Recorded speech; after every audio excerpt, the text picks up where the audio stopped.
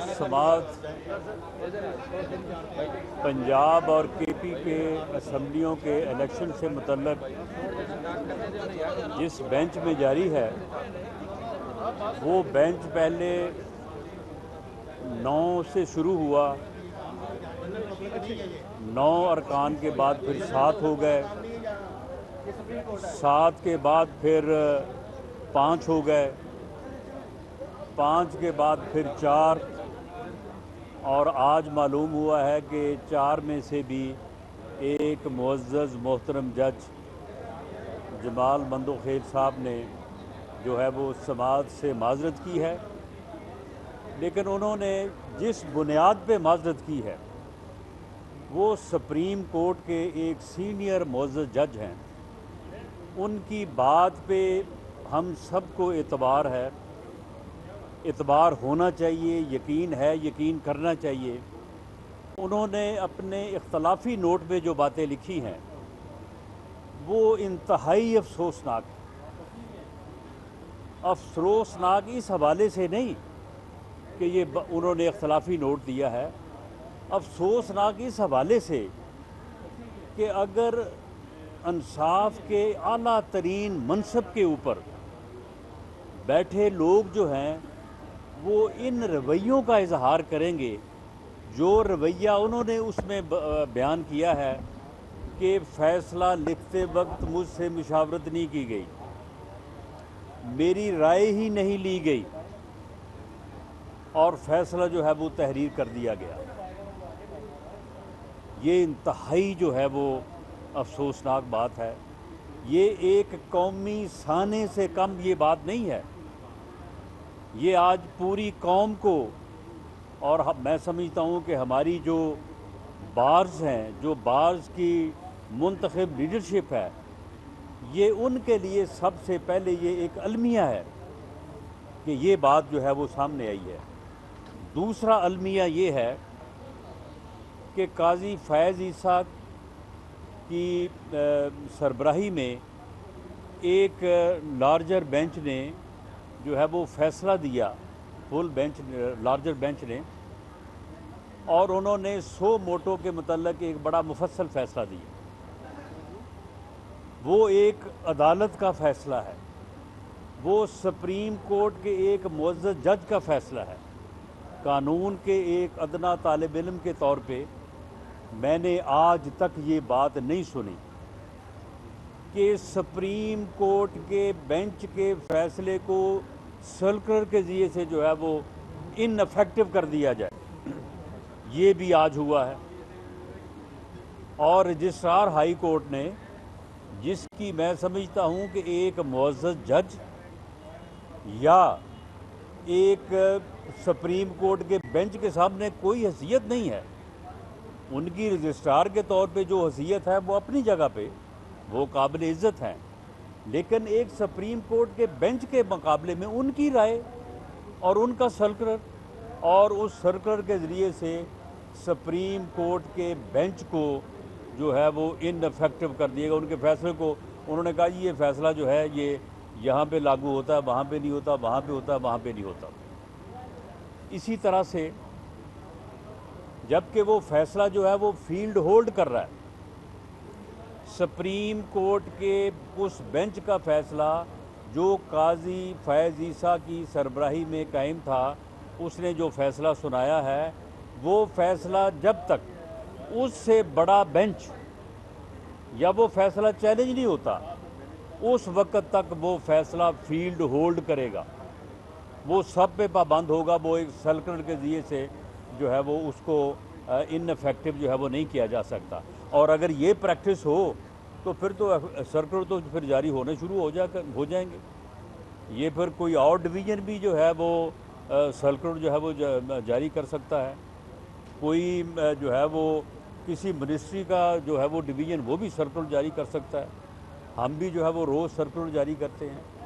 ये इंतहाई अफसोसनाक और एक जो है वो अलमिया की बात है।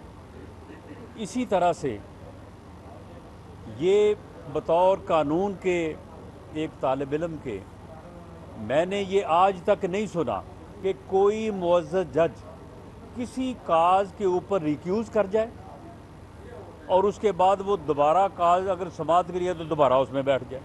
یہ بھی کبھی نہیں ہوا. اس بینچ میں جو کہ 9 سے شروع ہو کے اب 3 پہ آ گیا ہے، اس میں ایک معزز جج جن کا مجھے بے پناہ احترام ہے ان کی ذات کا، لیکن میں ان کے فیصلے کی بات کر رہا ہوں. یہ ان کا فیصلہ بھی کہ جب انہوں نے پہلے ریکیوز کیا ایک مرتبہ، بینچ سے علیحدہ ہوئے، اور اس کے بعد جو ہے وہ اب یہ دوبارہ جب کاز آیا تو اب وہ بینچ کا جو ہے وہ دوبارہ حصہ ہے.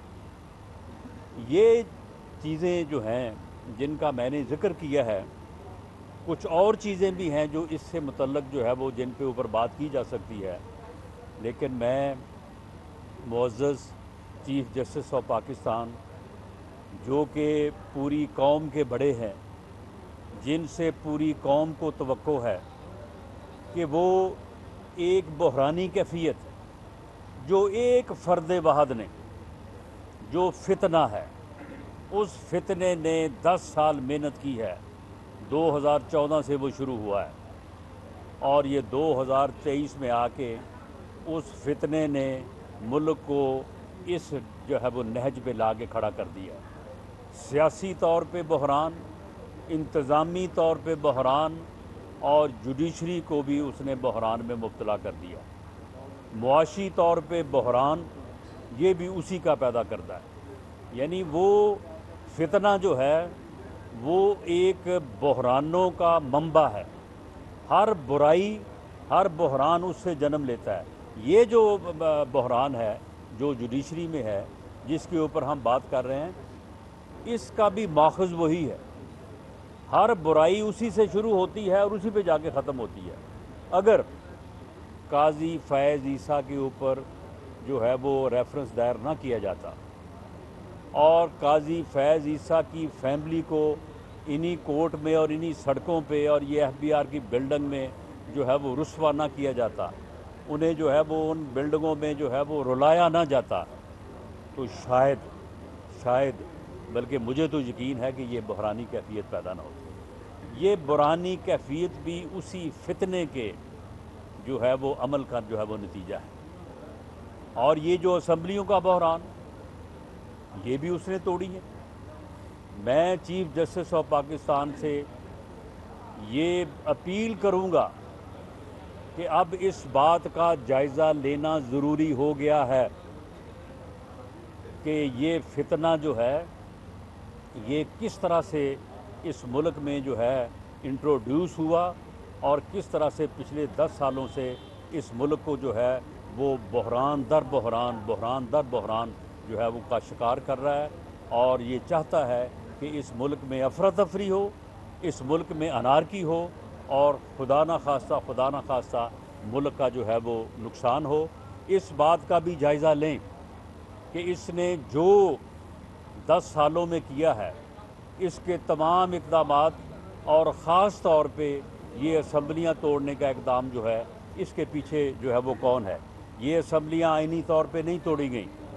یہ اسمبلیاں دونوں جو صوبوں کے وزراء اعلیٰ تھے انہوں نے نہیں توڑی. وہ ببانگ دہل کہتے رہے کہ ہم نہیں توڑنا چاہتے، MPs کہتے رہے ہم نہیں توڑنا چاہتے. یہ اس فتنے کی دھونس تھی، اس کا تکبر تھا، اس کی ضد تھی، اس کا پروگرام تھا یا اس کا ایجنڈا تھا کہ اس نے جو ہے یہ اسمبلیاں توڑی. اس بات کا جائزہ لیا جانا چاہیے. جب یہ 9 رکنی بینچ بیٹھا تھا تو ایک معزز جج نے یہ معاملہ جو ہے وہ اٹھایا بھی تھا. تو میں اب آخر میں یہ اپیل کروں گا تمام معزز جج صاحبان سے بالعموم اور چیف جسٹس آف پاکستان سے بالخصوص. ماشاءاللہ وہ بہت سمجھدار، بڑے بیلنسڈ، بڑے دانا انسان ہیں کہ انصاف ہونا نہیں چاہیے، انصاف ہوتا نظر آنا چاہیے. یہ آپ ہی کا بنایا ہوا جو ہے یہ قول ہے، ان معزز عدالتوں میں بیٹھے ہوئے بڑوں کا بنایا ہوا قول ہے. ایسی صورتحال میں اب اگر فل بینچ بیٹھ کے اس معاملے کو ڈیسائیڈ نہیں کرے گا، انصاف تو شاید ہو